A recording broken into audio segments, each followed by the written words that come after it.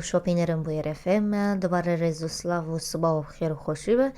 به شیف ببینی جگولا فاصبه ددم دست بکرن مجارا ایرو جمل سر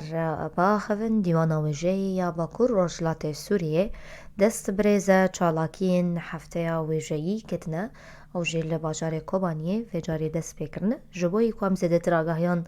درباره وان چالاکین وجهی ده بناسن کابه چاوا برود چن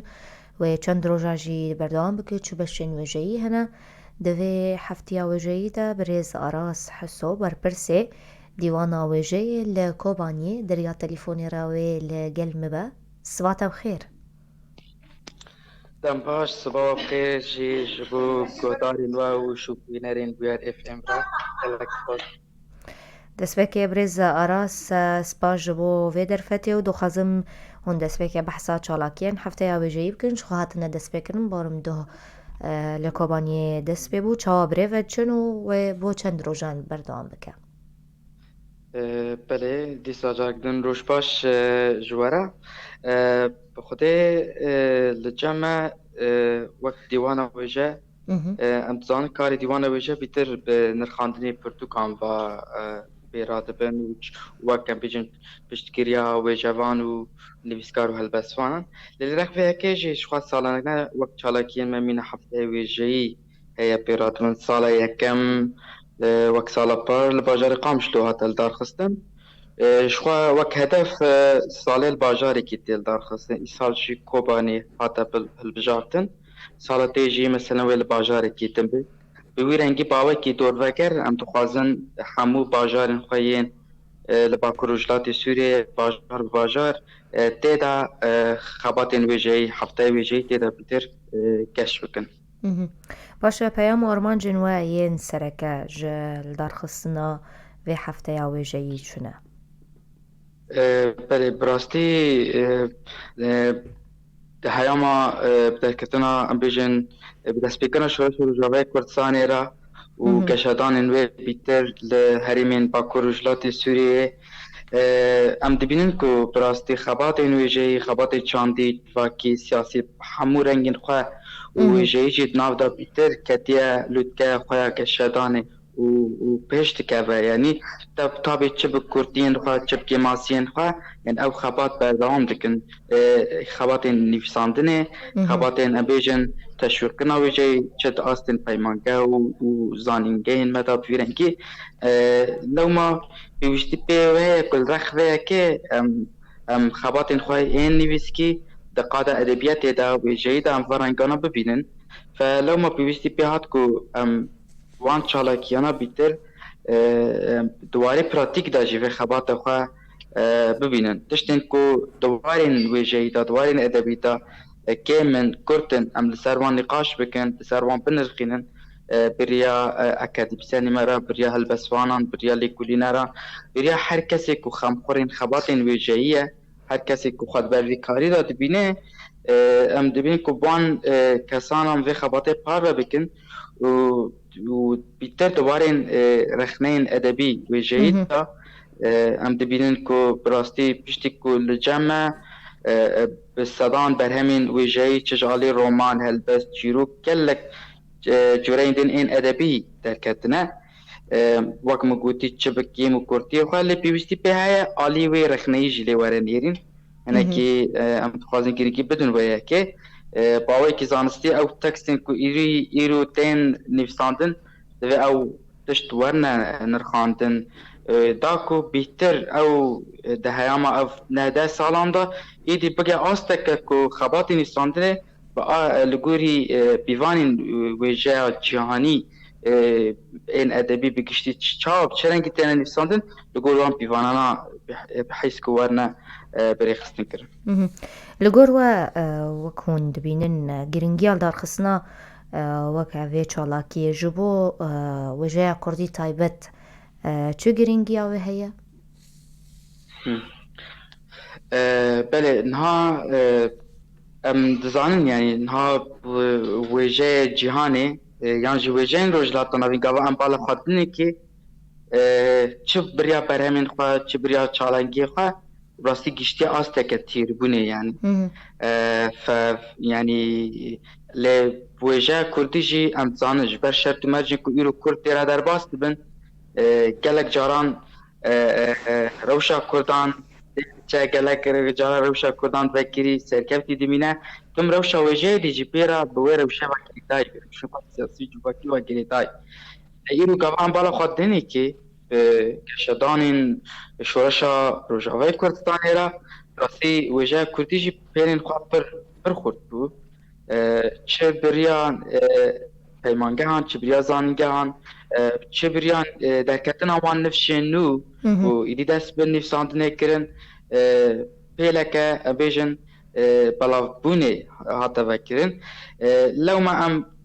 و خباته به تایبت جبو وجه کردی شک بیروز دبینن وقت ما گوتی جیش برکو وجه کردی یعنی زمانی کردی نوک وجه این روشلاتا نوی یعنی این جهانه دوی خبات بیتر ایرو سربانه کرن چبریا ورگره داده به چبریا خبات سازی و دزگین روشن بیری ده چبریا چالاکین وجه ده اف خبات هر کس ji xwendevanan bigire heta kesên akademîsyen divê ev xebat were piştgirîkirin bi hemû rengên xwe da ku bikaribe ev xebat bîtir di wêjeya Kurdî da were taşwirkirin û pêl bi pêl tiştên ku li pê mayî di warê wêjeyî de em pê xwe nehêlin û wana di astên bilind de ganibin hewl bidin wan tiştan binirxînin û pêş ve bibin. شوية خباتەوە یا هەفتەیە وێژەیە هون وەکە دیوانە وێژەیە پێرا دەبن کەسێکی ئالیکار پشتگیری هەیە گەلو بخودێ ینی tenê wek dîwana wêjeya Bakurjlatê Sûrî pêra dibe û yanî di warê semînerdayînê da di warê panêlan da em bêjin ji alî kesayetên rewşenbîr çi ji nava welê çi ji derveyê welê çi ji her çar parçemê Kurdistanê her kesê ku me wan daxwaz kirine yanî wek em bêjin bi şiklekî kolektîv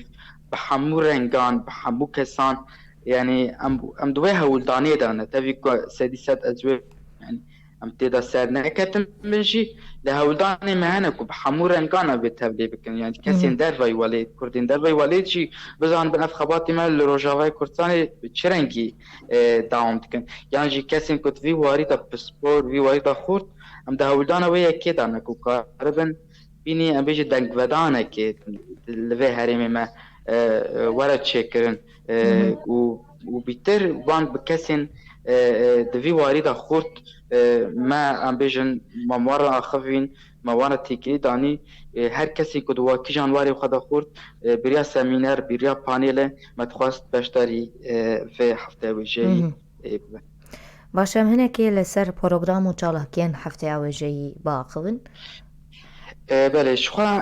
برنامج هفته ویژه ای سال یعنی لگوی نقاش ما بوی رنگی شخوا وقت دبک بازوی که تا بینم زمان کو ای سال دبن درشمه سال ملی جزیری دایا از دست بکی وی بیجم چما سال ملی جزیری درشمه ما او بود شخوا بریا دمه که پروژه کلسر ناوی هفگرتنا روشنبیر روشاوی کردستانی هره که حتی پیش خستن و همو چالکین و ساله دبن بانه سالا ملی جزیری دابه و بانگا سازی دزگین روشنبیریش کنیم ام جواب دیوانه وجه متخواست ام تفلی و پروژه ببن جبر کو ام تبینن وک گل چاوا هر کس تخوازه ایرو ام بیجن بابا طاهری عریان کسیت کمی کلاسیک کبنا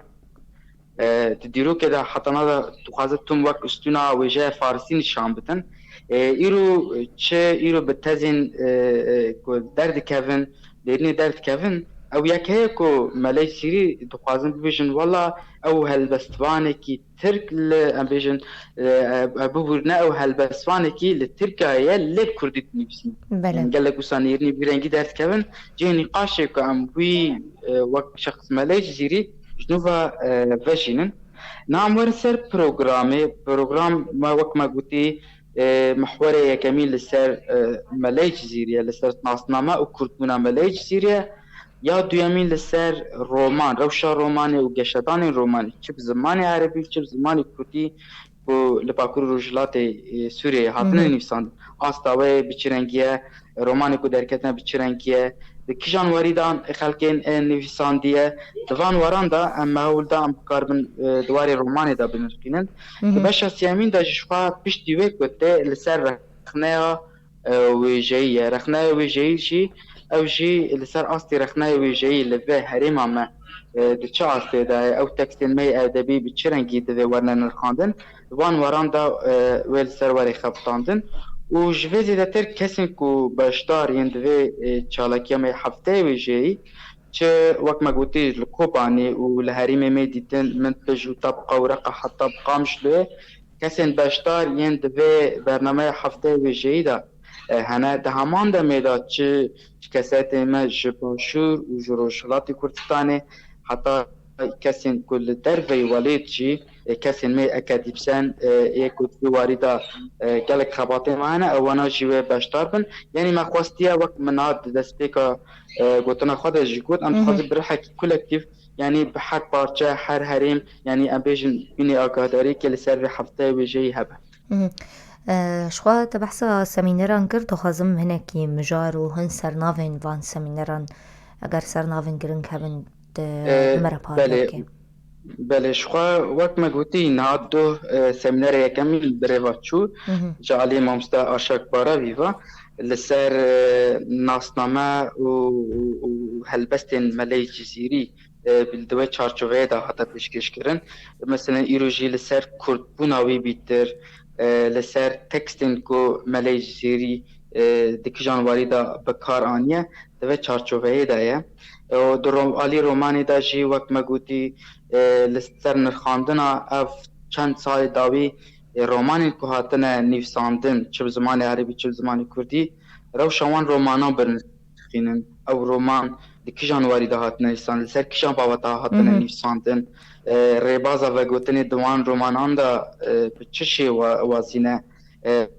ام دزانن دوان سالیمه داوی دا گلک نویسکاری ما ام جال بی ادب الالتزامی بیتر بدسپلینا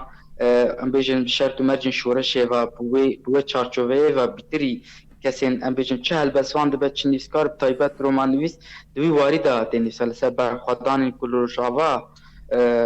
هاتنه کرن دوان بابتان دا لسر چیروکن برخوادان بیتر تینه نیساندن جبر کو اوجی نیساندن به چرنگ یه لگوی شرط و مرجن و جواک و روشتر در باست به وینه بکری دای وی که یعنی حتی وی که هم دوی دیسپلینه دبینن یعنی دوان مجاران دا بیتر بابتین خواندن و لسر مگوت رخنه و ویجهی یعنی آست و پیشوچون رخنه و ویجهی يعني أتزاننا جمع دناوا كردان دا بيتر هرچندي وك آسترخنه ويجي هنكي كم بشي لأو هولدان هنا يعني أو هولدان بريا خواندن زانستيفا كو روشا رخنه ويجي طبي از نكم فر بنرخين بيجب تشاوهش خوا بريا كسين باشدار ام ويكي بهفرا بنرخينن وبخونن وناس بكن قالوا وك ريا تشارة سريه جمجارين رخنه ویژه‌ای گلو بچرنگی چه وازی دکاره پیش بکوه بیوستی و بساتی دزگاه که هیا خواندن زانستی پیش بکوون چرنگی بن اوانا و گیشکی دبن بانی وان ناو نشانی مگوتی دا ورن پیش خستن باشه لرخ سمینران و پانلان گلو شو بهرکن بجن هلبستی یانجی چیروکی هبن گلو یان ای راستش خواه وک بیشن لرخوانا وک خواندن هلبست و چیروکا جی هلبته و هبن خواه کسی که هلبست و چیروکا بخونن جی او جی هم جی کوبانی هم جی در و کوبانی بشتار هنه براستی او جی خواندن چیروک و هلبستان و دوسته کس چه خواندن هلبستین بعربی چه این بکردی چه این چیروکن بعربی بکردی او ناجی وره خواندن جبو جبر که متخواست هر آلیف و ام هول بدن دولمند کرنه که بدن به هفته ویجی هناك از بحثا هجماري بكم هجمارا وجوان نویسکار هلبسوان و چروک نویسین کو پشداری و چالاکی بوناش خو تانی سر زمان کو گلک کسان وج باشور کردستان روجلات کردستان در وای ولد تبلیغ بنگلاف گیشت نکوبانیان و دریا آنلاین را تبلیغ بنگر ناون هبن نافدار بنجی هون دبیرا مدبین براستی لهرمی می با کردستان سوریه و کسیم بشتار زندی تولید بند لمخابن این در وی ولید جی و شرط مرجن سینوران و انتشانا gelek qarabalığı heye ew derfetine ku biriya zindikan tevlibin lê biriya zoma îro em dizan îro dinya biye maleke biçûk herkes di mala xwe de be em dixwazin kesên ku wê zanista xwe wê fikra xwe wê nîrina xwe me re para bike ew yan najî wê biriya online tevlîbin bû numune Doktor Refîq Silîman bixweş est xwe ji dêrikê lê Almanyayê dimîne Doktor Refîq Silîman ew me re bê li ser wêje klasîk îro deman demê de Doktor Kamiran Berwarî ew jî ji Başûrê Kurdistanê bi me re bê mamosteyê zanîngehê ye ew jî wê li ser wêje klasîk îro bi me re bê bawayekî zindî yani û heman demê de kesetî me herêmê ew ji xwe bi zindî yani ji bajarê Tabqa Reqayê û heta em bêjin bi dêrikê kesên ku li gorî derfetê xwe li gor şert û emercên xwe me vexwandin ji wan re şandin yani kesê ku bixwaze tevlê bibe em kêfxweş dibin yani bi giştî ji xwendekaran da bigir heta kesên akademîsyen di vî warî de kesê xemxurên xebatên wêjeyî ne ew ê her kes li gorî derfeta xwe li gorî mijara pêwîst li gorî tiştên we dixwaze tevlê bibe wê beşdarbûnek hebe wek me duh jî di dîmenan da dît yani beşdarbûn ji aliyê kesên rewşenbîr ve bawayekî girserî tevlîbûneke wisa xweşik çîbû. Weke hejmar berdestewayî çi qas kes tevlî bûne? Bi rastî weke hejmar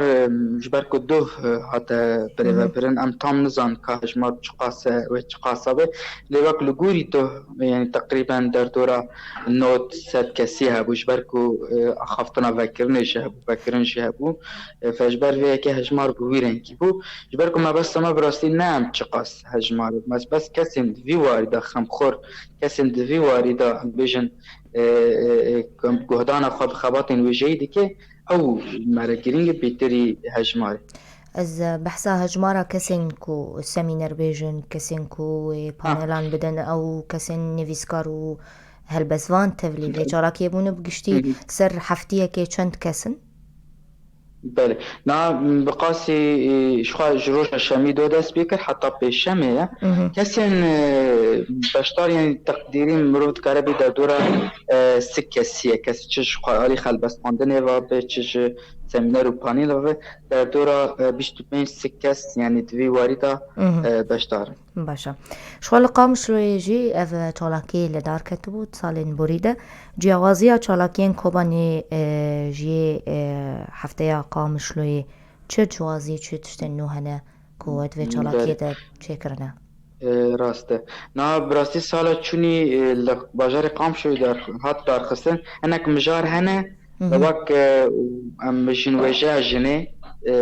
wek mijareke sereke sala par hata darxistin lê îsal wek wêjeya jinê me dixwast yani em bêjin mijarên cûr be cûr bin salana mijarên cûr be cûr em bidin pêçxistin wek cîwazî helbede sala yekê yani em bêjistin sala par ji me re dibin tecrübe ji bo salî pêşte cêwaziyê wê ew e ku me em dixwazin bajar reng rengî bîn yani bi reng rengî her bajarek her herêmek li gorî pêwîstiyên xwe li gorî şert û mercên wê herêmê xebatên wêjeyî bi çi rengî pêwîstin an jî çi tê xwastin mirov tê de nîqaş bike li ser sohbet bike yani ew cêwazî hinekî alî herîmbûnê ve heye ev yek û mijarên ku têr nebûne di sala par da wek mesela me gotî derexneya wêjeyî de ayne pir guh didine vê meselê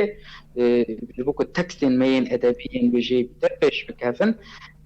em dixwazin tim vê mijara xwe carî bînin rojevê û cêwaziyê din jî wek me gotî projeya melê jî zîrî bû و em dixwazin wek kesiyet wek berhem wek felsefe û nêrîn û tesawufa wî bêter di vê çarçoveyê de bidin pêş. Em hinekî birêz aras behsa rewşa wêjeya Kurdî bikin gelek nivîskar wêjevan dibêjin rewşa wêjeya Kurdî ne ew qas baş ne çalak e wekû pêwîst di çend salên dawî de hûn weke dîwana wêjeyê hem jî bawerim tu jî dikarî nivîsînî de jî denivîsîne çend salên dawî de hûn dikarin rewşa wêjeya Kurdî çawa binirxînin kîjan asê de ye? Na tiştê herî sereke ku ez bêjim xebatên wêjeyî em dizanî îro dîmenê wê li Rojava bir xweşik xuya dike bi rastî biriya ew nifşên nû ne xwendekarên nû ne em dibînin îro çi li zanîngeha Rojava zanîngeha Kobanî û vê dawî jî کو زانگه شهر خرچندی لذقای و بیتر وجه عربی و دلیل پیش بجی ادوان زانگه مدا بریا نفشی نو کو پر براستی تایبت از سر کوبانی و قامشلو خونده کارین و شیوژهی اگر که از بین زمان براستی بیتر گهدانک بوی که هی بتیروکا وجه به کساتین وجهی بریا تکستین ادبیین وجه نوجن گهدانا وان پر بویرنگی هی و براستی نفشنو دخوازن بنویسین جی دخوازن چه رمان دبه چه هلبست دبه ام دبین هنگی کشدان نویساندن و بیتری خواه جم براستی نفشن جوان بتایبت جن ام وی اکی دبین که او هولدان هنگی بروان کیف خوشت که ام دبینن یعنی او یک بریا پروردهیه بیتر پیشت که بریا برنامه پروردهیه چل زانگاه چل پیمانگاه چل دبستانان آنجا بریا پروردهی دکار خباتین وجهی لروجاوی کردستان گشبه جبلی چالاکین و این اف چالاکین می وجهی دبا دنگودانه که او خباتین وجهی این پرورده که نفش نوب تیدا مزن دبن دبا صورتک عینی که تیدا لوان ود گره که دوه چالاکیان دا اینه که دکانون خواد امبیج دعالی پراتیکی تیدا دعالی امبیج دنواش هره دا کانبن خواب ببینن یعنی باشه پرسا داوید خوازم درباره پروژه نووا که دیوانا وجه هم جیل کوبانی بپرسم چه پروژه نووا هنج بو پیش خستنا وجه یا کردی خبات نووا ین دم پیش چوه چه بن بله نوک ام پیشن آرمانجا سرکه خبات وجه وقت میجی گوتین خواندنا بر همین وجه کارنه بر همین هلبسوان نویس کارنه کسی که نویسینن بیتر دوه چارچوبه دا الوقت که وقت منا ام چالکین وجه سالانه پیرات بن و هدف گیدن مدانی پیش خواه که ام کارگه که جبو نویساندنا درباره ام بیشن وجه جنه دا کسین جن و گریدای جبو که قلما جنه ورا خود کرن ورا پیش خستن و کارگاه لسر نفساندنا هلبست و چیروک و حتی رومانی یعنی ریبازا نفساندنا چیروک به چرنگی هیمانین و جورین و لسر وان بابتان و کارگاه لباجار می و هریمه یعنی قامشلو کوبانی آموده و حتی دیر که باجار و اف کارگاه به وارد خستن البته اف پروژه جی وکو برپرس دیوانه ویژه جی برای دم مکانیزم یعنی به پشگیری و به هفکاری کنگرستار به وارد خستن یعنی جبر کمدیت اف جی پیوستیه که جبر کمدی بین دیمان آندا به شکلی که کشتیم دیبینن او هولدانه که جبر کو جره هولدانه را پشگیری وارد آین لو ما أوف بروجي جهات بيش خستن كو بيش حلقة ويجيتي دما بيش متا هيدي أف يكشي ووارا بري خستن كر گلک سپاس برز آراس حسو بر پرسی دیوانا ویجیل کوبانی پیامک وی داوی اون تخزن تشتکی بجن فرما نا سپاس دکم جبوه و گهدار و شوپینر ورا بهیویا کو یعنی ام بدنگی خواه بینوس خواه بآخافتن خواه بحمو رنگی خواه کاربن او خباتین ویجهی و از وی بیجم تایبت ویجه کردی انج آلی نیسکارن که چه عربی نیست چه کردی نیستن ام وی خباته به هفرا کاربن هفت پیش بخینن هفت پیش ببین یعنی هر تم بانگاما و گوتنامه اوه و سرکفتن خواستم گلک سپاس ببیند ناف خیر و خوشی ده گهدار و شوپینرین بویر فم بندی مبن پشتی و کرت ناف بریم و دیگرن خلق خبر دوام دکن